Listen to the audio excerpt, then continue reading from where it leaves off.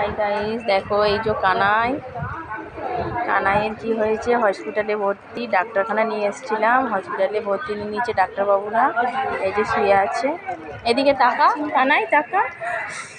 হাতে লাগিয়ে দিয়েছি আমি। আচ্ছা, কিছু বলো সবাইকে, কিছু বলো কানা। বললাম কোথায় ইঞ্জেকশন দিয়েছে না? হ্যাঁ, আর বল দেখো সবাই আশীর্বাদ করো, আমার ভালো হয়ে যাবে তাড়াতাড়ি, আমি বাড়ি চলে যাব। আমার খুব কষ্ট হচ্ছে।